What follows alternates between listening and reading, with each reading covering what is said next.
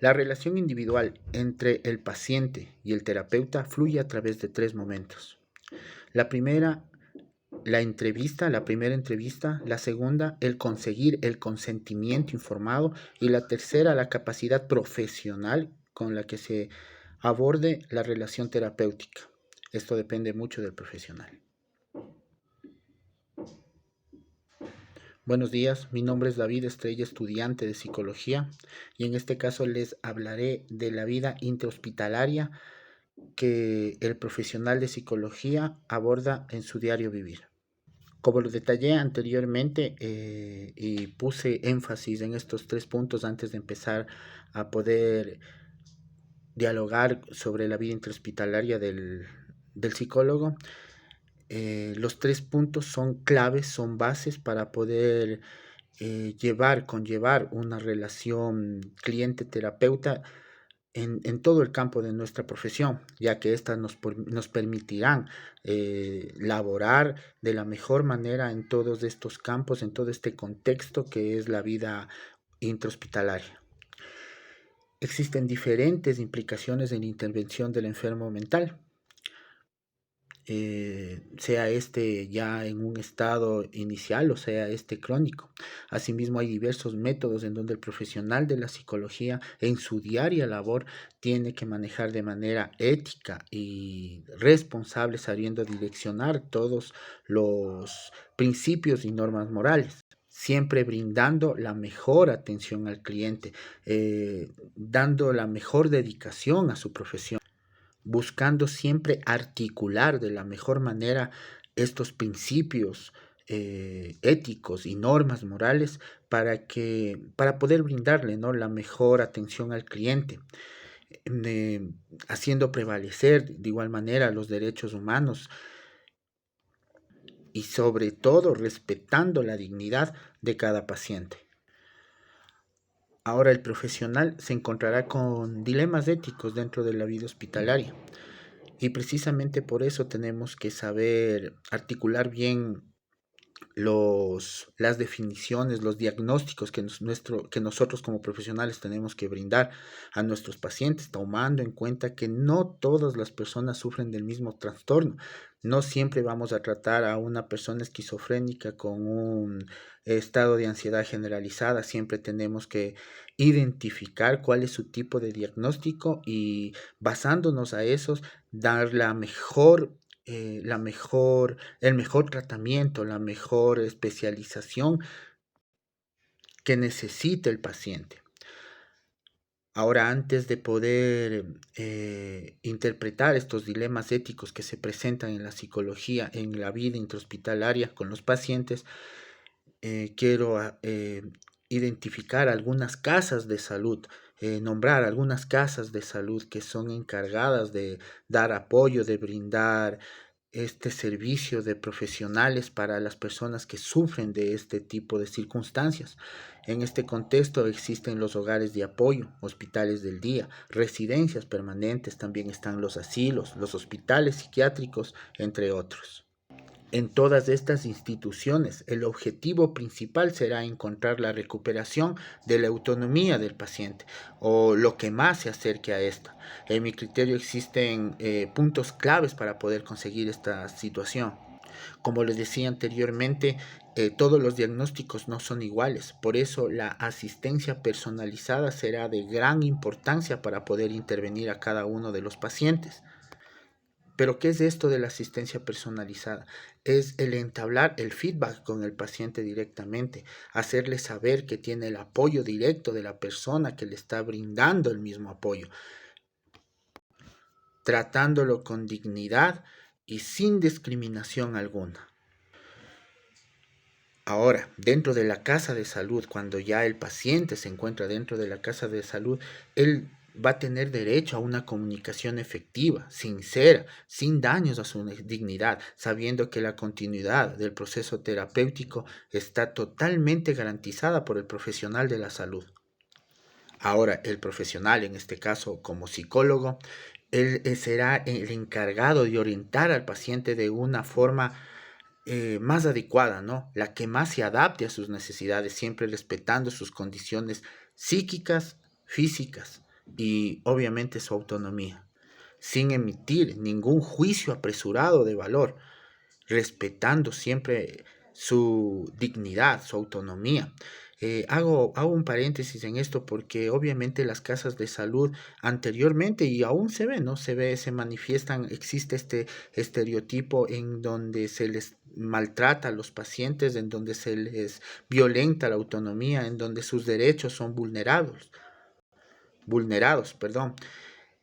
Pero esto está un poco también alejado de la realidad, porque hoy por hoy existen programas de intervención, existen parámetros que dentro de las casas de salud se cumplen a rajatabla para poder brindar una autonomía, para poder brindar una excelente, un excelente tratamiento al paciente.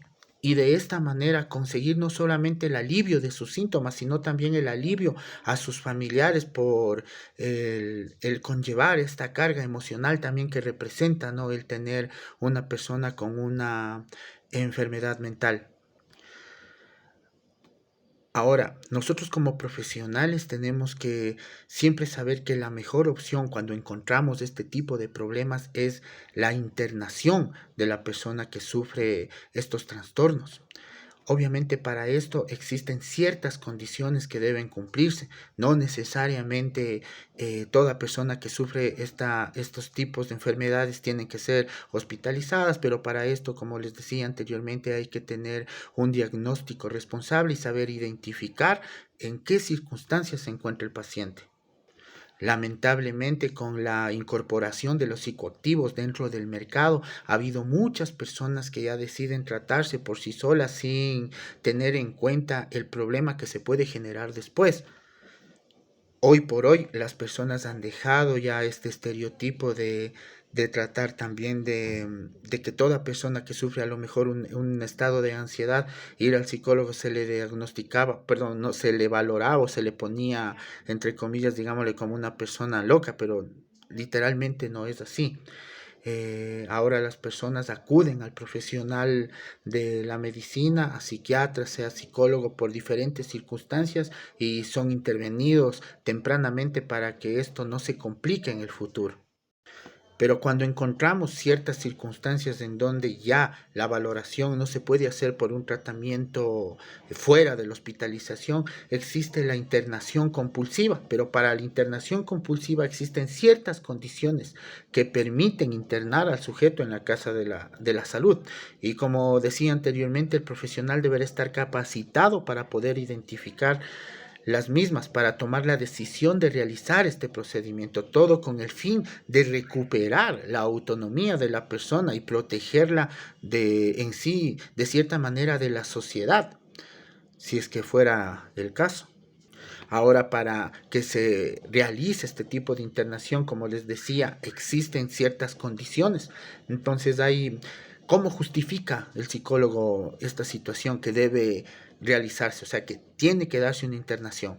¿Cómo se justifica? Pues hay que identificar si existe una enfermedad mental severa, identificar si existe el daño a la misma persona o daños a terceros, incapacidad a lo mejor del paciente para decidir por sí mismo. Entonces, obviamente, el profesional dará su diagnóstico, dará su interpretación del caso y en este caso él podrá optar, ¿no? Una opción es optar y conversar con el paciente utilizando un diálogo respetuoso y de igual manera respetando sus ideas sin degradar su dignidad y convencerlo que la mejor opción sería en este caso la hospitalización. Pero no todos los casos son de cierta manera realizando un diálogo entre el paciente, entre los familiares. Habrá casos también en donde la internación deberá ser forzada.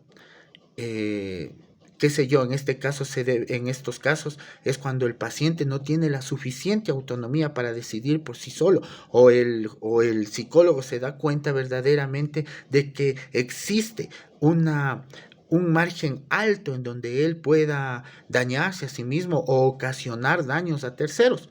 Entonces, en este caso, como no existe una autonomía del paciente, ¿qué se debe de hacer? Se debe conseguir este tipo de autorización para la internación por medio de una instancia judicial.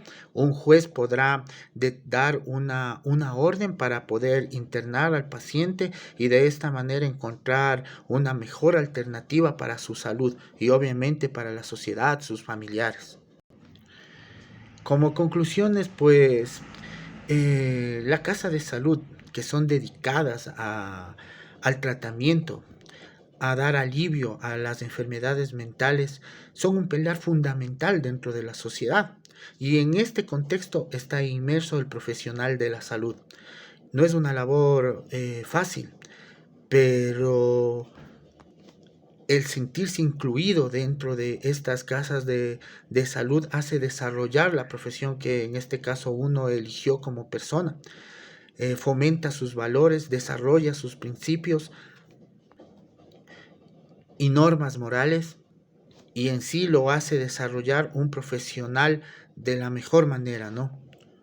Siempre dirigiéndola con ética y sin el pensamiento de perjuicio ante nuestro cliente, ¿no? Ante la sociedad en sí. Siempre brindándole al cliente la, la mejor atención para que de esta manera consiga un bienestar, para que de esta manera pueda recuperar su autonomía y reintegrarse a la sociedad si es que fuera el caso. Y si es que no, pues de todas maneras que pueda sobrellevar su vida de la mejor manera y aliviando esa carga emocional, ¿no? Que de igual manera será un alivio emocional para los familiares. De mi parte eso es todo, yo les agradezco mucho y espero volvernos a ver pronto. Muchas gracias.